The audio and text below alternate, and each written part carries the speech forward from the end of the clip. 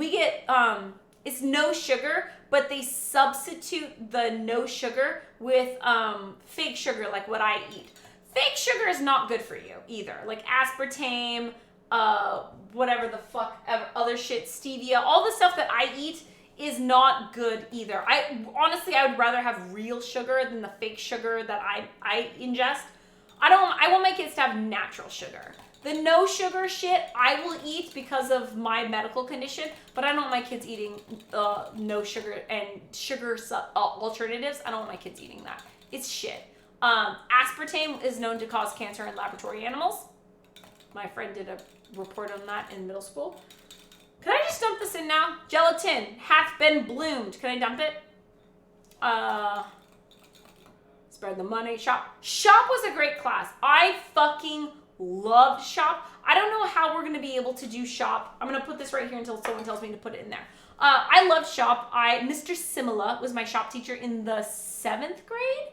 And I fucking used a bandsaw. I used a circle saw. I made a Hello Kitty clock. It was amazing. But I can see why they stopped doing that. He said in his 20 years of teaching, only one kid ever cut off a finger. It's not bad. I have to say it's not bad. But I can understand why nowadays with how stuff is working, I could see why a school district would not want to have a lawsuit where a kid cut their finger off. Credit card allocation. Budgeting. Budgeting. Fucking huge one. Budgeting. Tax preparations. Ashu. Miru. 100% agree.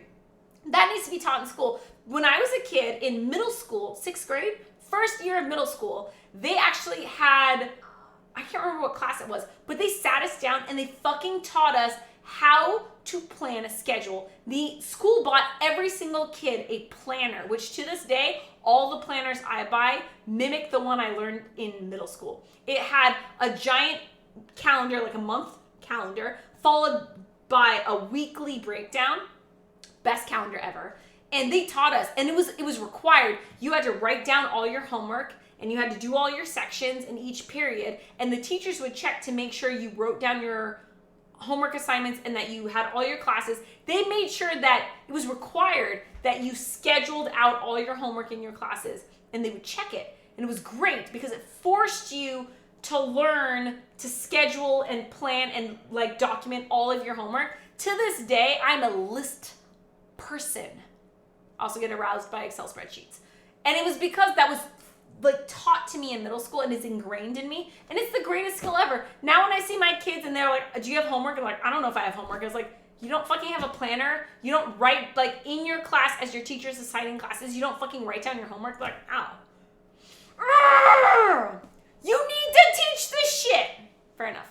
Holds me his hand. Thank you. Yep. Add it slow and stir well. Adding slow and stir well. Ooh, this is thick. Thick. Okay. Adding slow and stir well. Okay. I don't know if this is inappropriate of me. I don't know if it's because I've been drinking, but is it me? Or is gumbo / Cajun food in general a very sensual thing? It's a lot of slow and steady. A lot of working the long game to get the flavor out. Like I feel like very sensual food. Very sensual. Okay. But it's over here so you can't see it. So okay. But yeah. It's all about patience and timing. Building that trust with the flavors. Everything is consensual. I feel like that is how this works. To me, Cajun food, very sensual. You don't rush it. There's no rushing. It's patience. It's love. It's the